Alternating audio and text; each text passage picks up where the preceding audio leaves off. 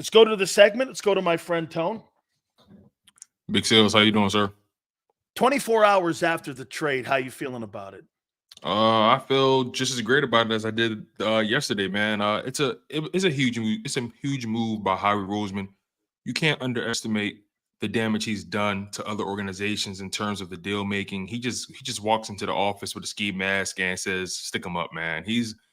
He's an amazing individual in terms of his deal making, his ability to always trying to stay ahead of the curve.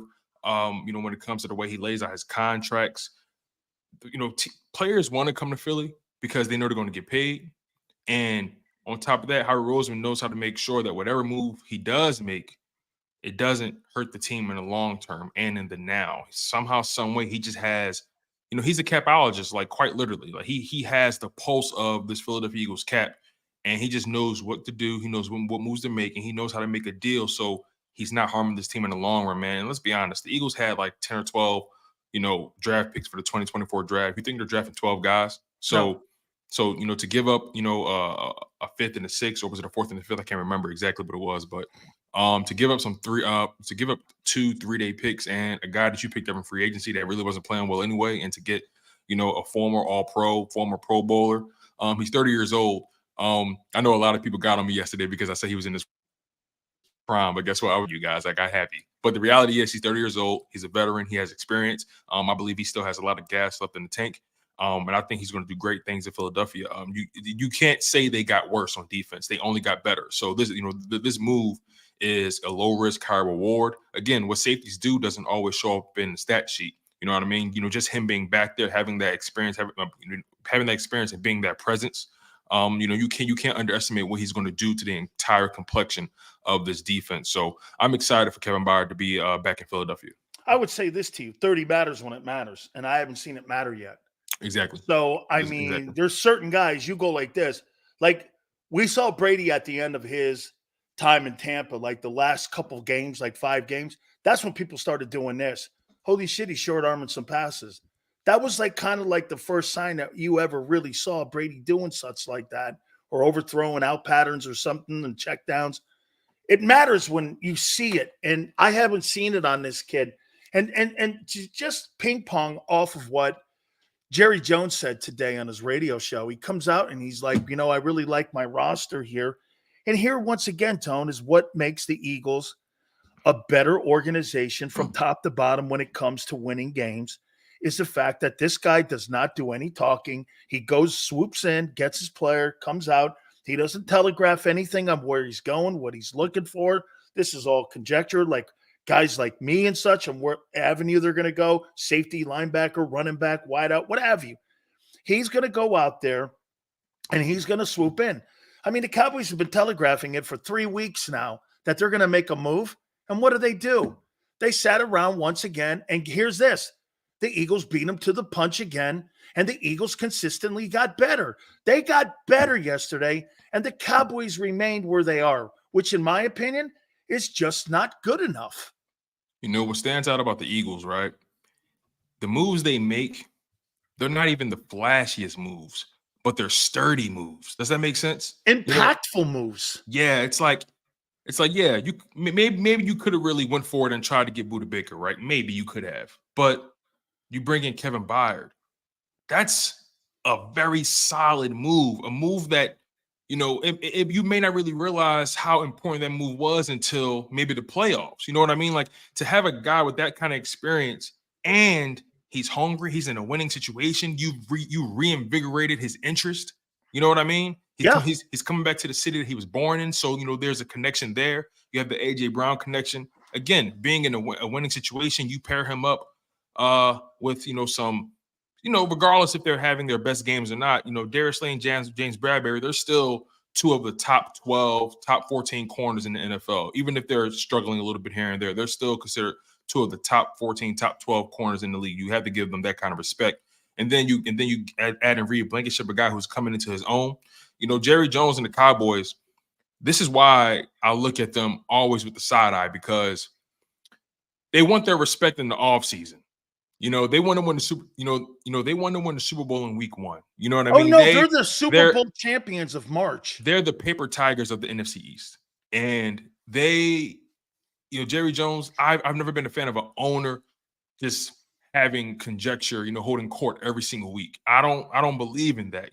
I don't even believe in the GM holding court every single week. That's just not, in my opinion, you're a distraction. You are. And it completely undermines what your head coach is trying to do. Because you know what happens? Whatever your head coach says, the players are going to look like, okay, what did Jerry say? And that's what I'm rolling with. You know what I mean? So I really can't get behind or really get in line with anything the Cowboys do. I have zero respect for their organization. I respect their talent. I think regardless of how we feel about the Cowboys personally, they're a talented roster. That's just the flat out reality. But will they ever put it together? I don't think so. And again, Jerry Jones, he's going to always be in his team's way, and he just doesn't realize, this team has never been the same and will never be the same until they get somebody in that room that can actually put their foot down. And you know better than I do, man. The Jimmy Johnson era, it was one of their best eras, but it's also a huge blight on that organization because they can never ever say they were successful without him. You know what I mean? Here's something, and they haven't proven that they could be. The further you get away from that era of where Jimmy was, the more you see how impactful he was on all decision-making processes that he had. Had 57 trades inside of 5 years. He was a guy who was trading picks, trading players for picks to get the picks turned back into picks. He was doing things on the Herschel Walker. He was evaluating talent, and they've never been able to recover. And once Johnson left, the Cowboys were a dominant team at the point of attack. They've become a finesse team. Funny, Scott says something. He said something about, the football team right now. And I would say this to you, that there's no question when you look at the Dallas Cowboys think that they have the roster, but they just don't put the work in to become a really great team. They just don't put the work in. And you see it on a daily basis. And the ego of the owner, he just gets so in the way. Jones has been the worst element of the Cowboys over the last 27 years. I want to say this to you, Tone. And I want to kind of switch over to what we saw last night. Do you have any different opinion of the 49ers now? Not necessarily, because the reality is that team is still that team, and they're still going to be there in the end. This is a marathon, okay? And sometimes when you're running a marathon, you get a cramp. You know what I mean? Sometimes you got to rehydrate. Sometimes you got to, do some things, and maybe you got to slow down. Maybe you got to speed up. Whatever it is that you got to do to get back on track. It's a marathon. And no team is going to make it through this season unscathed without that game that they should have had, right? I'm not one of those guys that's going to say, well, they lost 2 games in a row, their season's over. No, they're still 5-2. We're 6-1. We could easily lose a game, and we're right back on the same track, So I think the Philadelphia Eagles and the 49ers are literally that's parity. That's literally the example of parity. I think the 49ers and the Eagles are literally like evil twins. You know what I mean? They are literally mirror images of each other. So I don't really have a strong opinion either way. Now, granted, I'm an Eagles fan, right? So I'm sitting there watching the game like, yeah, I want them to lose. You know what I mean? Of course, I'm an Eagles fan, so I want them to lose. That's my heart right there, right? But when I'm looking at it objectively, I think the 49ers are ultimately going to be okay. I do think they've lost something on the defensive side without DeMarco Murray. They're not as stout in the red zone as they were when he was there. They're not as sharp situationally without DeMarco Murray. So again, we're going to see what happens in the end. We have a lot of time left to go. The Eagles still have a heavy part of their schedule to get through. But I don't have a strong opinion about the 49ers either way. But I will say this though. Even though he was missing Trent Williams and Debo, right? Those kind of things happen. I think when it comes to Brock Purdy's game, he's very good at operating in structure. I'm not even going to mention the players. Brock Purdy himself, very good at operating in structure. Tua, same thing. Very good at operating in structure. You point, he shoots. That's the kind of players those guys are, right? But what happens when the structure starts to crumble a little bit? What happens when you need to improvise and play He make? can't And ad-lib plays. he's not really an ad-libber like a Trevor Lawrence, like a Josh Jalen. Allen, like a Jalen, like a Patrick Mahomes, right? And there's levels to that, right? But overall, I don't put Brock Purdy, I don't put Tua, I don't put those kind of guys in that mold where if things break down, they can make a play happen. They're too relied on their script. I'm not saying he's a bad quarterback, right? There's different types. I'm not saying he's a bad quarterback. Style. But I just don't. I don't think he can operate without structure, and not being able to operate without structure makes me nervous, especially when playoff time comes. I want to apply what you just said here, and I know, by the way, completely different responsibilities and different positions and skill sets. Right. So you're right. The one thing that you have to learn to live with, though, with ad-libbers is minus plays. Exactly. And turnovers. You have to learn to live with that because Tua and Purdy played the same way that Emmett and Barry played. Hey, if Barry Sanders would have a ton of minus plays in a ball game, but he'd have 2 plays of 50-plus runs in a ball game. And you have to learn to live with the ad-libber, whereas Purdy and Tua are not going to make as many high percentage turnover plays. Like last night, that's why I say inside of a structure, Tone, when you're doing 2 turnovers inside of a structure, you clearly have to get out of that. That was a problem for him last night, was that in that structure, because you didn't have all the components in the field and on the field to play, right, it can't affect you to turnovers. Right. I'd rather have you throw it in the stands than give a turnover or punt the ball. Be smart out there because what you said, you play in more of a guardrail offense. Hurts, they're trying to put a guardrail on Hurts. They're trying to do the same thing in Baltimore. Yeah. And same thing with Josh Allen. Josh Allen as well. they've been trying to. They're trying to limit minus plays. Yeah, because, with great talent comes great responsibility. And, I think, for example, right, if Lamar Jackson, right, he's been playmaking his entire career. I think this is the first year where they're actually trying to put him in some structure a little bit, and you're seeing the improvement in his game. I believe all playmakers, all guys who know how to ad-lib should know how to operate in structure. Guys who operate in structure only, they're limited.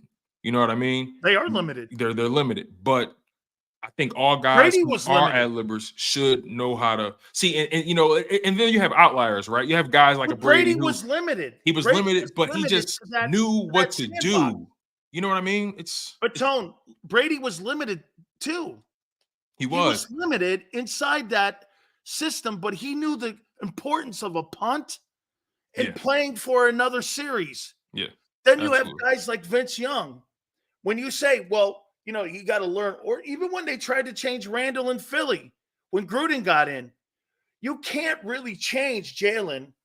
I don't think you can change Jalen, and I don't think you really can change Lamar if you're going to win a Super Bowl. Yeah, I think those guys have to be those men and play that style of play and let them go eat.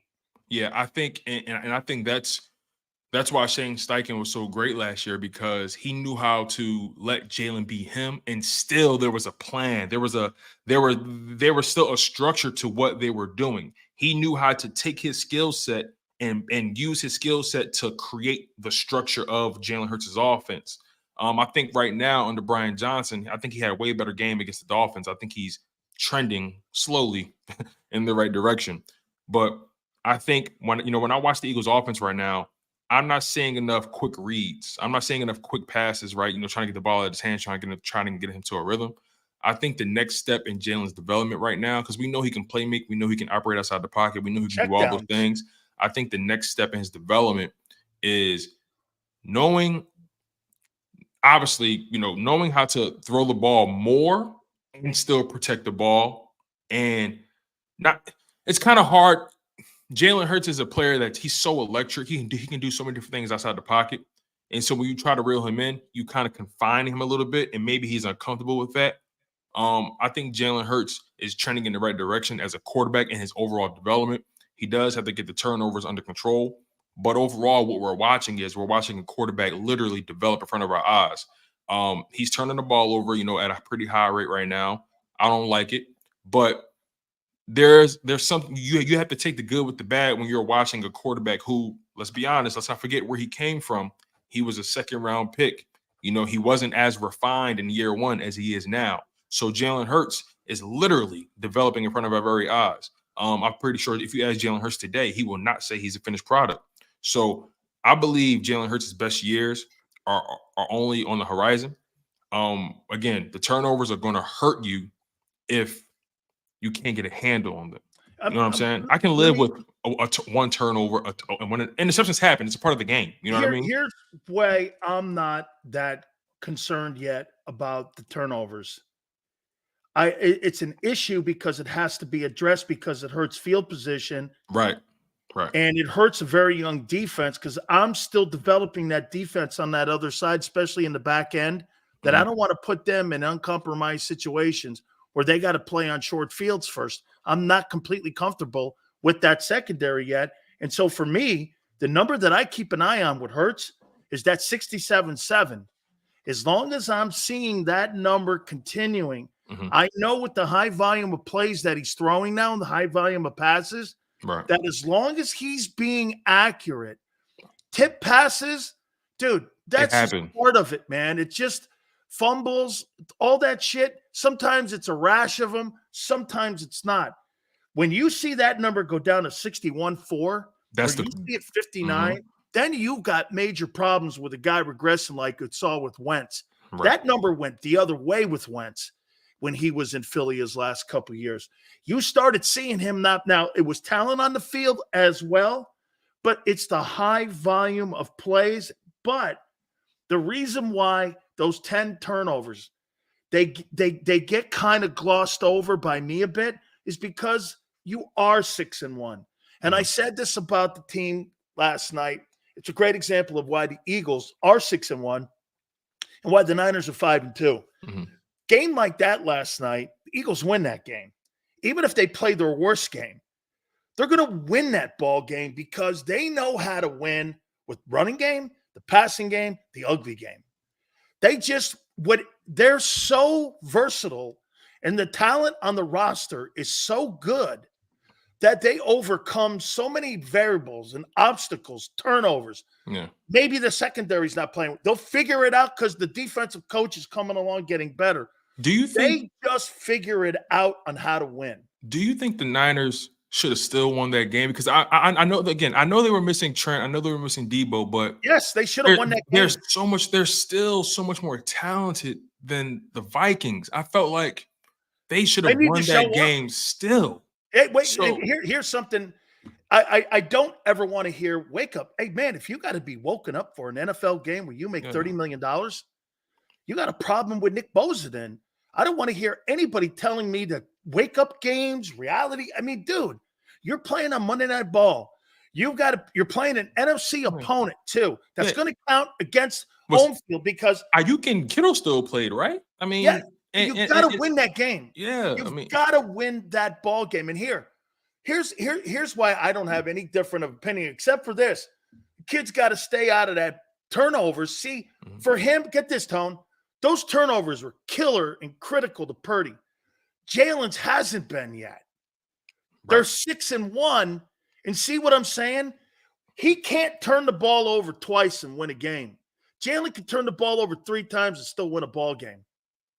Yeah, it's and that goes back to my point about being able to operate outside of structure, right, and being able to play through the hiccups.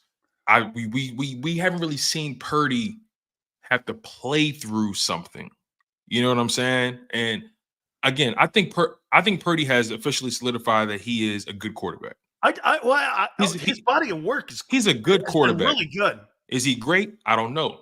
But is he good? Yeah, I think Purdy's a good quarterback. How about this question? Is he good enough to win a Super Bowl? Yeah, because he doesn't really turn the ball over that much. So, That's right. I mean, he's good enough to win one. I think so. That team is so talented. I mean, I think he. How about this, Tone? When you look at Brock Purdy, I see a lesser athletic Nick Foles. That's interesting. He's not quite. Nick Foles is a really good athlete. Yeah, that's interesting. I'm not going to compare him to Nick Foles because Nick Foles is special to me. So Nick Foles is special to me. He's the ultimate substitute teacher in the history of the ultimate substitute teacher, man. The ultimate. He's the ultimate. And I love the whole thing. I like that kid too, man. Oh man, I'm a big Nick Foles is immortal. He's immortal. He ain't got to pay for another cheesesteak, soft pretzel, water ice. He's immortal. He come to Philly, man. Don't let him go over the bridge, won't they? Man, Nick Foles. As soon as he gets to the city, man, the Broad Street parts. You know what I'm saying? So, hey, I got a question for you. For sure. Are you at all right now? Do you think that this? How about this? Let's be fair here, because I want to make it so, because it's true. I mean, every quarterback in the National Football League has an issue with this, especially with some of the quarterbacks in the league. You think Hurts' health is going to be a factor in whether or not they win the Super Bowl this year, knowing that he's limping around now? I'll put it to you like this. I am concerned about it, because the reality is we need him to be there at the finish line. And he battled things last year, right? You know, we've seen him battle through injury and so on and so forth. Like, you know, it's not like we haven't seen him, you know, battle through things. Super Bowl. But overall, you know, we need Jalen Hurts to win the Super Bowl. We do. I know this team is talented, but I believe we need Jalen Hurts to win the Super Bowl, because I don't think any other quarterback has the pulse of this team the way he does. Because it takes more than talent to win the Super Bowl. It takes a certain level of mental fortitude. It takes a certain type of leadership to get you there and to make sure you cross the finish line. That was the difference, you know, with Nick Foles. But you know, I look at Jalen right now, and I am mildly concerned about the injury, for the simple fact that his game is so, again, the ad-libbing, the improviser, right? He moves around a lot. So the last the last thing I want is for his game to be limited because of the injury. So, in knowing that he's hurt, as a coaching staff, I think it's important that I come up with something so he can get the ball out of his hands quicker.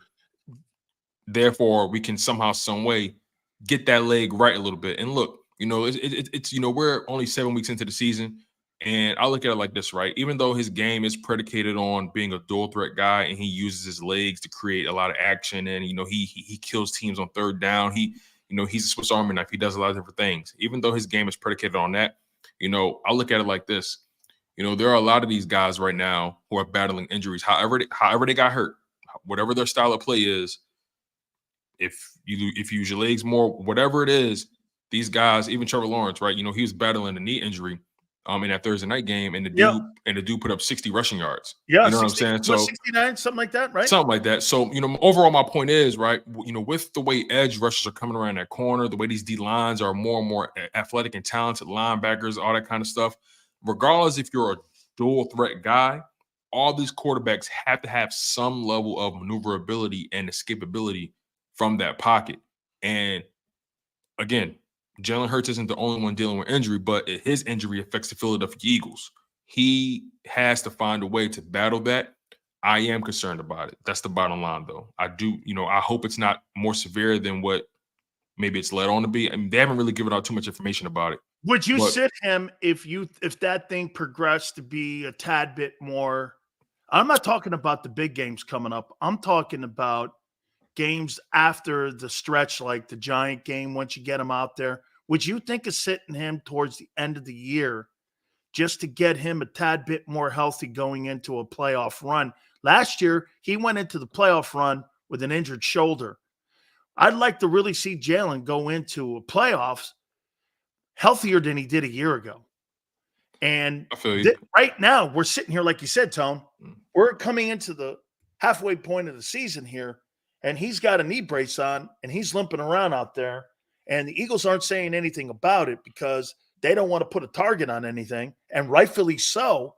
But I would think this, and like you said, hey, Joe Burrow needs his wheels to escape a sack. He's not going to run for a first down.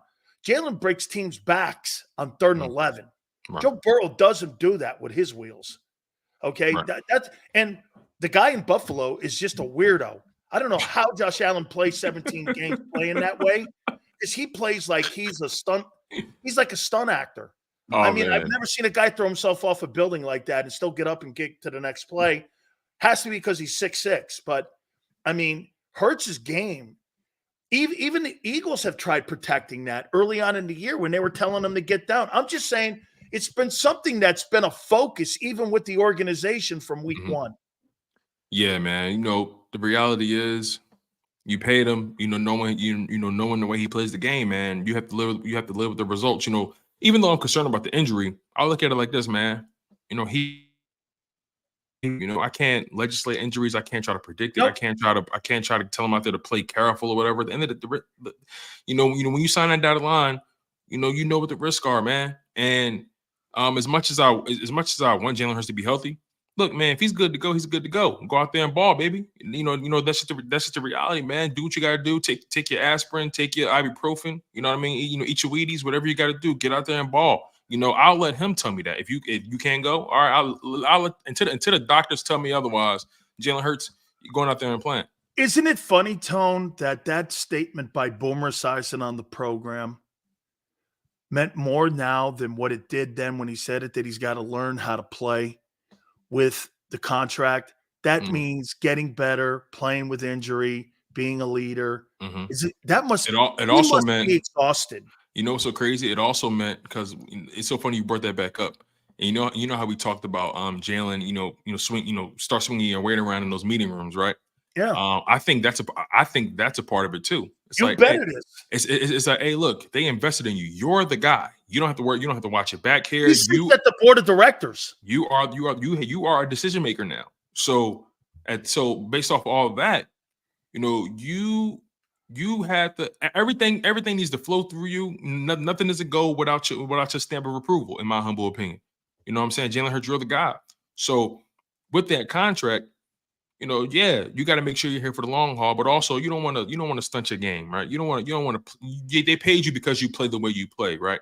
I think overall, I expect Jalen Hurts to continue to trend in the right direction as a passer. You brought up something earlier that's really important: the fact that if that completion percentage was going down, yeah, we'll have a real problem. Yeah. But the fact of the matter is, I was looking at Jalen Hurts' stats, right, and he's still making good decisions. It's just inopportune plays. Yeah, it's pretty remarkable, right? Let me throw something at you really quickly, man. And this is through his 4-year career as a passer. I'm not talking about rushing yards right now. I'm more so just talking about his passing ability. In year 1, 2020, he only started 4 games, if I'm not mistaken. He had a 52% completion percentage in year 1, 52, right? Rookie. In 2021, that 52% jumped to 61% in 2021. In 2022, his completion percentage jumped to 66.5. In 2023, his completion percentage is now 67.2. His yardage in year 1 in 2020, just over 1,000 yards. Again, only started in 4 games. Year 2, 2021, 3,144 yards. 2022, 3,700 yards. And in 2023, he's already on pace for about 4,300, 4,400 passing yards. Touchdowns increase every single year. So my overall thing with Jalen Hurts is I'm literally watching a player get better and better and better every year as a passer, right? And even though his game incorporates that running ability, I believe Jalen Hurts is a player who can potentially get to a point where he literally runs as needed, or his athleticism is strictly just to evade in the pocket. Again, you got to stay healthy and you got to bring the turnovers down. I think that's going to happen, though. The turnovers, sometimes you get bit with the bug and it's your turn, right? Last year it was Dak Prescott's turn. This year it's Jalen Hurts' turn right now. I think he's going to improve with that. But again, I think Jalen Hurts as a passer has gotten better every single year, and I don't see why it would stop. His diligence, his creativity with the ball, his commitment to just his overall off-season work as well, his commitment to his fundamentals and his technique. I believe in this guy that he's going to eventually get to a point where he's going to be one of the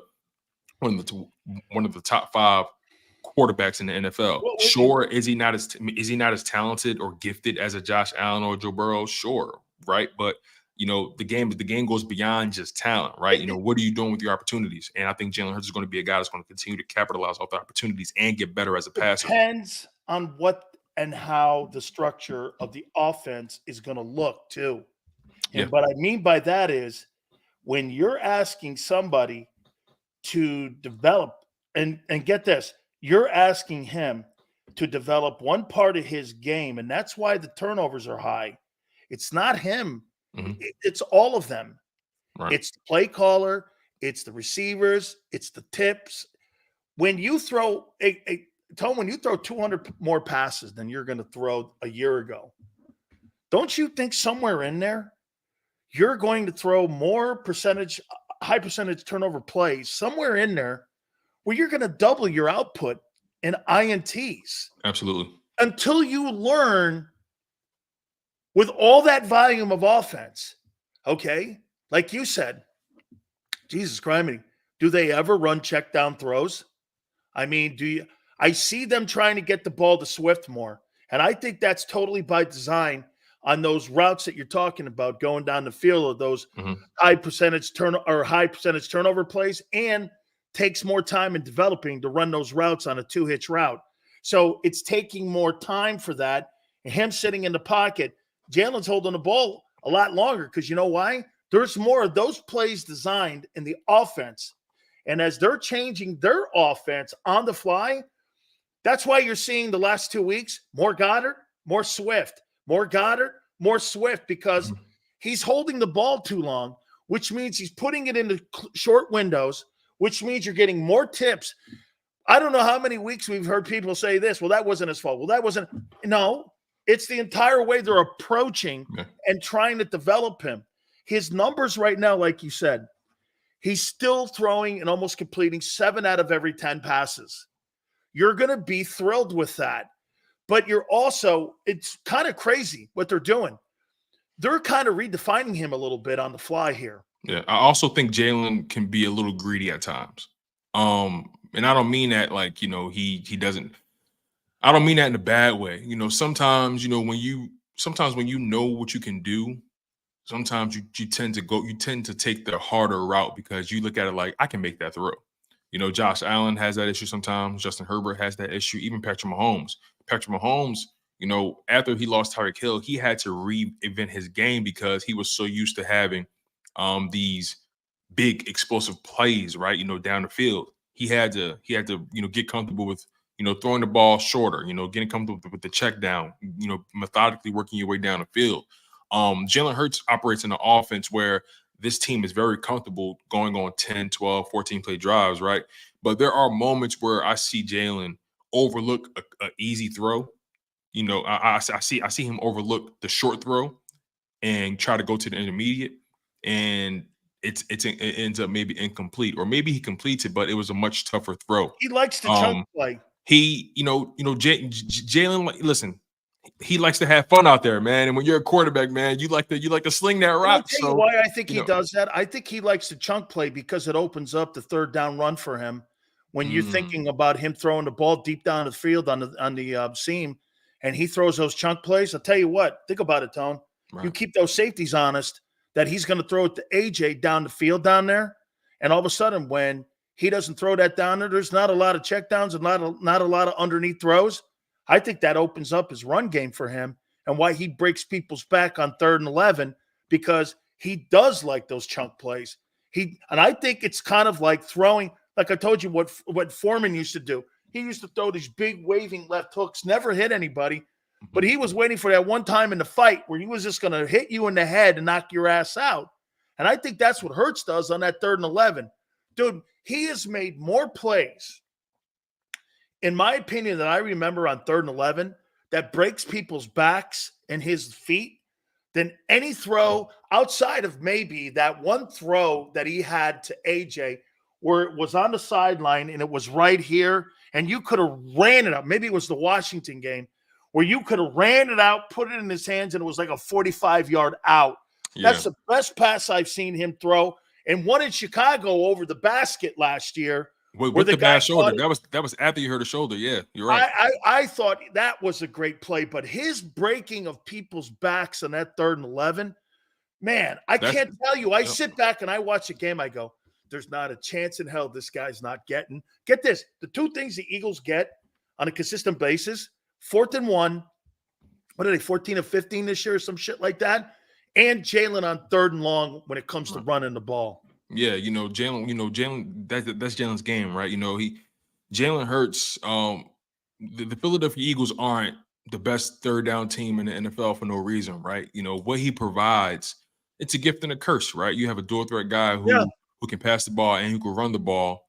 And with that, you potentially put yourself on the line for maybe a different kind of injury than you probably will get in a pocket. But the reality is, the way Jalen Hurts plays the game, man, I wouldn't. Yeah, I know we always debate, who would you rather have or who would you rather build your team around or whatever.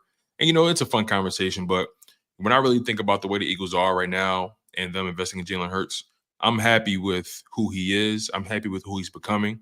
And, again, the turnovers are upsetting because sometimes you're watching the game. And when I watch the game, how some people live stream watching the game. I can't do it because I'm too animated when I watch the game. So, when I see a certain turnover happen and then when you see the playback and you're like, damn, he didn't have to throw that ball, I get more upset with that. It's different when the guy just makes a good play. That's different.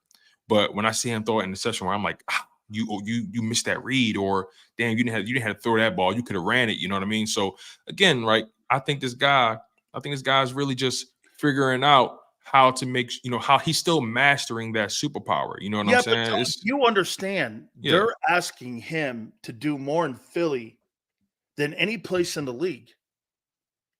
Justin Herbert doesn't have to worry about the run game. Joe Burrow doesn't. Patrick Mahomes doesn't. Josh Allen, maybe some. The guy in Baltimore, for sure. But Tua doesn't have to worry about the run game. Brock Purdy doesn't have to worry about the run game. None of those quarterbacks. Matthew Stafford doesn't worry about the run game. Yeah, Hurts bears a bigger burden than most quarterbacks because he right. So you're asking him to do more, and because get this, he may not be the most gifted passer, but you know where his gifts lie? His gifts lie in the fact, Tom Brady has said it numerous times. Jesus, I wish I could do what Jalen Hurts did, not have to rely on me through. You have to rely on more high percentage turnover plays if you're Tom Brady than Jalen Hurts does. Yeah. And that's why you're seeing the high turnovers now, because they're trying to make him into Brady and yet still eat their cake and, all that other stuff here, because they're looking at it like this. Hey, I want him to be a runner too, but I want him to be a passer. How many places in the league do you see quarterbacks? Andy Reid's not asking Patrick Mahomes to do that. Yeah, I think if the Eagles want to extend Jalen's career, I think they're going to always have to. They need to always keep a running game around him, right? There's a pitch count around there somewhere and runs for him. Right. They need to, they need to always keep running. It's so funny. We're in this new NFL, right, where the propaganda this past offseason was running games aren't needed, or there's no need to invest in a running back position. And I'm like, or do you not understand who are the best teams in the NFL right now? The best teams in the NFL have a running game. Jalen Hurts is a part of the Eagles running game, but regardless, all these teams have a running game. I think if Jalen Hurts is going to continue to develop the way we would like him to, and if he's going to stay as healthy as we would like him to, the Eagles have to always invest in that offensive line and always make sure he has some kind of running game. Because, look, the reality is Jalen Hurts can't do what he does today forever. He can't, because but the people in here think he will do it for 15 years. It just doesn't work that way. It's not Madden. It's not a video game. The reality is hits add up, and you get older. You know what I'm saying? How many of us? I'll be honest with you. I'm 28, right? I'll be 29 in December, and I'll tell you right now, I do not feel as good as I did when I was 20. I don't. You know what I'm saying? So I say this to people all the time. If certain guys in a game get hit like this, and then you got Jalen Hurts who gets hit 25 times every game. Then he gets hit in the pocket another 10. And Yeah. this is a nail head, and this is the hammer. Yep. And the other guy's going to have 5, and you have 25. And guess Don't you what, think right? the nail head of Jalen Hurts is going to fall off before the other guy because it's just constant pounding? Yeah. It's the law of averages, dude. You can't fight.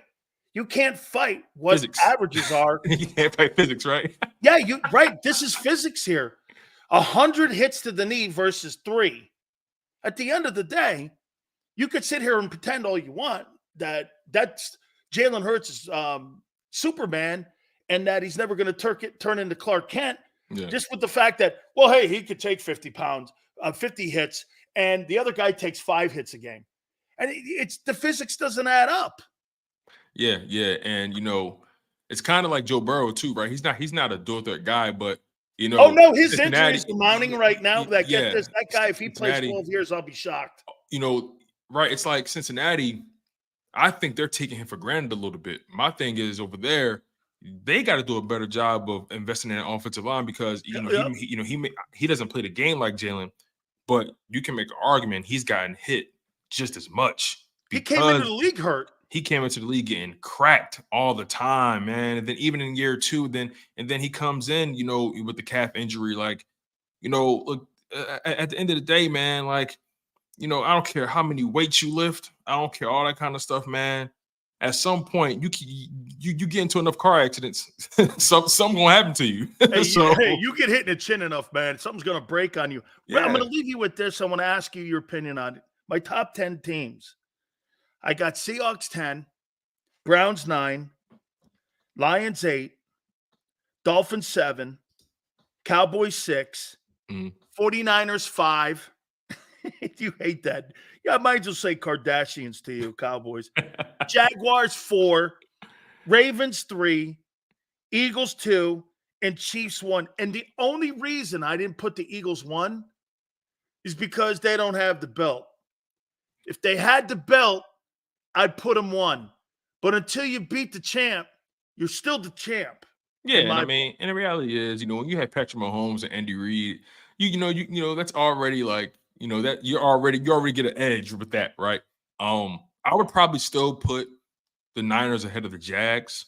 Okay. I like the Jags. Don't get it twisted. I like the Jags. Okay. But I still think the Niners are better than them, though. You think the Lions should be ahead of the Cowboys? Yes. I think the Lions should be ahead of the Cowboys. I do. Granted, they had an ugly loss against Baltimore, but that begs the question, are we underestimating Baltimore? Oh, I think so. Because I've never seen Lamar look like that. 71-1. He threw for almost 400 yards, and I don't think he threw more than 30 passes. I can't believe it. I mean, that Monken guy has changed him around incredibly. Would you put the Browns ahead of the Dolphins? That's a good question, actually. Fully healthy, Browns versus Dolphins. I'm so unsure about Deshaun Watson. I'm so unsure about him. That Browns defense is legit, though. I'm going to go with. I think Kareem Hunt's coming around too. I'm going to go with the Browns. I'm going to go with the Browns because that defense is so crazy. You know what I'm saying? That defense is so so far they've been generational.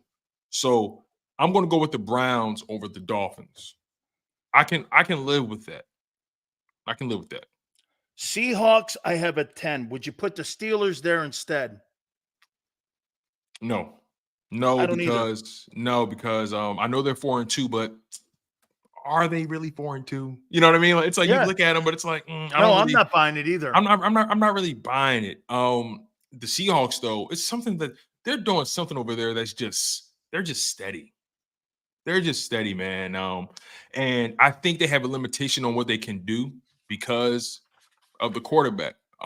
Geno's not a bad quarterback at all. Geno has put himself in a position where he's not a bad quarterback anymore. I put Geno Smith a tier above Kirk Cousins. Like he's like, I think they're the same guy. He's flirting in that Dak Prescott, Kirk Cousins. I think he's better than Ryan Tannehill for sure. Oh yes. You know what I mean? I think Geno is better than Derek Carr right now. You think Geno Smith is better than Kyler Murray?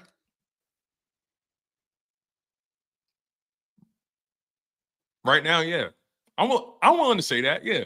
I'm willing to say that because Kyler Murray, man. Hey, that's about $30 million of an answer that I wonder what John Snyder, the GM in Seattle, would like to respond to on that one. You see, that's about a $30 million difference, dude.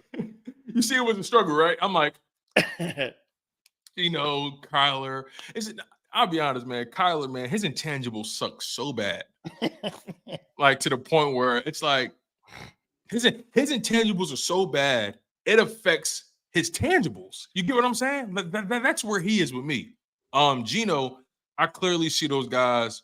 Playing for him. And look, I understand Geno. His career isn't the sexiest, right? But we've seen guys come out the woodworks in this game's history and Ryan Tannehill turned his career around from Miami and Tennessee. Right. So, I'm just, Geno, I think he is I think Geno was their ceiling. You get what I'm saying? They have talent. That defense is coming around, but they're very young. They're very, very, very, very young. And I think coupled with Geno's limitations, I think that's what keeps them from being a true conference championship contender. They're talented, but they're young. And I think their ceiling is as high as Geno's. Finally, going into the halfway mark, we'll do this again maybe next week. Who's the MVP of the Eagles?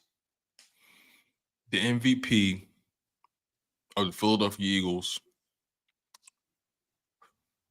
Let me not even rack my brain around him. You got to give it to A.J. Brown, man. You got to give it to A.J. Brown. Like, you can't over 125 yards in the past 5 games. It's just Jaylen Carter has made the #1 run defense in the NFL, and him and Jordan and has impacted Jordan Davis too. And get this, yeah. AJ hasn't impacted anybody on that team but AJ, and Jaylen Carter has impacted the entire run defense. Jordan Davis next to him, and teams can't run the ball on your team, which was 22 and then 16 in the last 2 years. He has had an impact on that defense like no player has had. Reddick is there. Reddick is coming on the last 3 games. But this guy has been the impact player. Yeah, I think you're not wrong in anything you're saying. You're not wrong. Just what AJ is doing, man.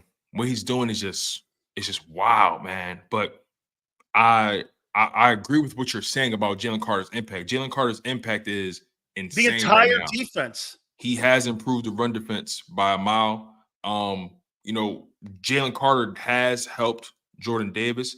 But I also don't want to discount the work that Jordan Davis potentially put in the offseason. But AJ hasn't impacted the offense.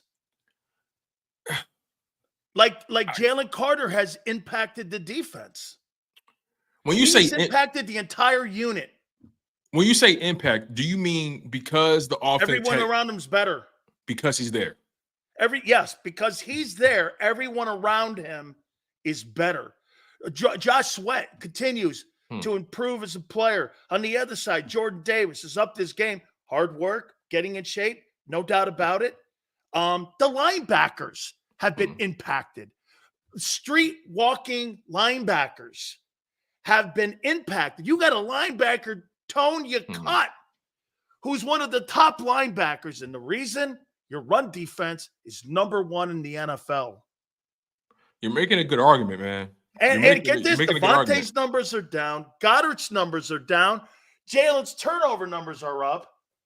I mean, Carter has impacted the entire front 7. But couldn't I put that on? Couldn't I make that a Brian Johnson problem and not an AJ problem? Because I feel like AJ has done, amazing things with his opportunities. And I understand that Goddard's yards are down. I understand Devontae's yards are a little bit down. But look at it like this, right? Because I know there's a narrative out there where it's like they're force-feeding AJ and, he's kind of taking over the offense. But hear me out on this, right? And then I'll let you go. The Buffalo Bills, Stephon Diggs, he has 78 targets on the season. The next closest player has 35 targets. That's a 43 target difference. That's incredible. The Dolphins, Tyreek Hill, 74 targets. The next closest player has 41 targets. That's a 33 target difference. Bengals, Jamar Chase, 73 targets on the season. The next closest receiver has 41 targets. That's a 32 target difference. Chiefs, Travis Kelce has 59 targets. The next closest guy has 34. That's a 25 target difference. Chargers, Keenan Allen, 64 targets. The next closest guy, 35 targets. That's about a 30 target, 29 target difference. The Lions, St. Brown, 69 targets. The next closest receiver has 49 targets. That's a 20 target difference. The Eagles, A.J. Brown, 75 targets. The next closest guy has 50 targets. And Devontae Smith, that's only a 25 target difference. So I look at it like this, right? Most of these offenses that we have the most respect for, they have their number one guy that they're feeding. And when I look at the disparity between targets in the Bills offense and then Dolphins and Bengals, and then I look at the Eagles, I'm like, okay, is AJ really monopolizing the offense? I don't think so. So I think he's just making the most of his opportunities, and his touches come in bunches, so it looks gargantuan, right? But overall, I think the Eagles need to do a better job in putting Devontae in the Smith where his talents can be showcased. I think How they about need this one, Tone? Yes. Is it possible that Jaylen Carter's also made Sean Desai a better defensive coordinator? Very possible. And that on the other side, you know, we look at the offense, and we've been questioning it since week one. And has AJ improved the offense enough where we're sitting here going, man, that offense looks exactly like last year? You know, we have more praise for the defense this year than we do for the offense because of where they're coming from. And I understand you can't go anywhere but down from a year ago for what you did if you have any kind of stumbles or any kind of turnovers. I'm just saying that when you got a guy like Jaylen Carter and you put him on that unit, the linebacking core gets better. Your secondary's better. Your run defense is tops in the league. Every guy that plays next to him is playing, I don't know. Davis is having a career year. Sweat may have another career year. The linebackers have saved their careers. The secondary's looking good. They're getting better on a daily basis. I just say this. That guy has made a massive impact on that side of the ball. Let me just put it to you this way. If Jaylen Carter's not there the rest of the year, you think that affects your defense? Absolutely. But I also believe if Age is not there, the offense is nowhere near the same. Nowhere near the same. Who would you rather lose, AJ or Lane? What kind of shit is that, Sills? Come on, man. That's you. Oh wait, the mayor's coming back here. You're a dirty dog, man. You're a dirty dog. That's not cool, man. Roll the barrel. Roll the barrel on that question. Roll the barrel. Good job, Tone. I appreciate it, my friend. Look at that. I love that. I appreciate you, man. I love that. I appreciate it, Tone. Way to go, man. That's my guy, Tone, for the segment. He's like, man, let me get out of here. Oh, Philly, Big Sills, we on top, my man. 49ers choke. Jaylen Carter's great, but I also think Jordan Davis is actually underrated. Philly 500, man, you're the man. Listen, he is absolutely turned it up. But I'll say this to you. Hey, Philly 500, I have a question for you before I go to a timeout.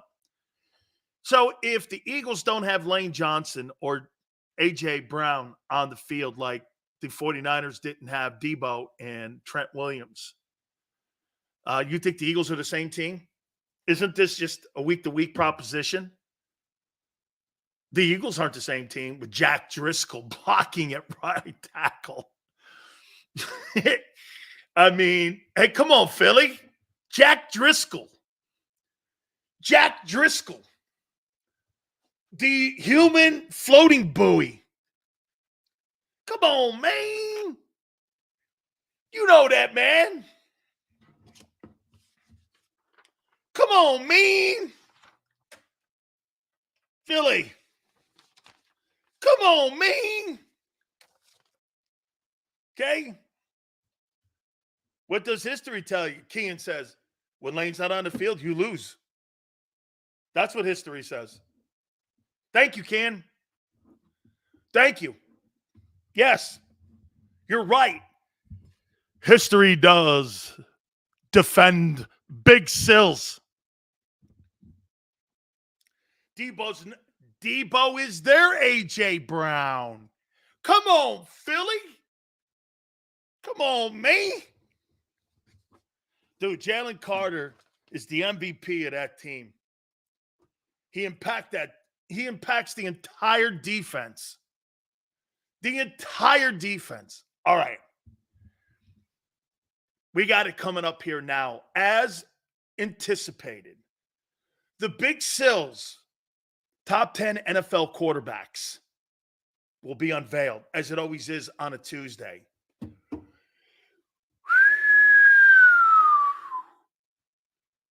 Jaylen Carter was a steal. Understatement of the year, my friend. Hey, if you're Chicago or Seattle, how you feeling about that? I'll tell you what, though, man. The kid they took, Witherspoon's a great player, though. He's a great football player. He really is. Hey, our good friends at Hooters, do me a favor, guys. 7 locations in the Northeast area. Please do me a favor and check out northeasthooters.com all the way from Rhode Island all the way down to King of Prussia. Jersey, check out one of the facilities on the 40th anniversary of Hooters. Great locations, great time. The iconic Hooter girls are there to serve you, and it is a super environment. You don't want to go to any one of the places. HootersToGo.com. That's HootersToGo.com. Tuesday, buy 10 wings, get 10 boneless. Wing Wednesdays, a 40-year tradition, 1983, all you can eat. Kids eat for free on Saturdays. NortheastHooters.com. That's NortheastHooters.com. And do me a favor, when you roll into any one of the facilities, you tell them Big Sil sent you.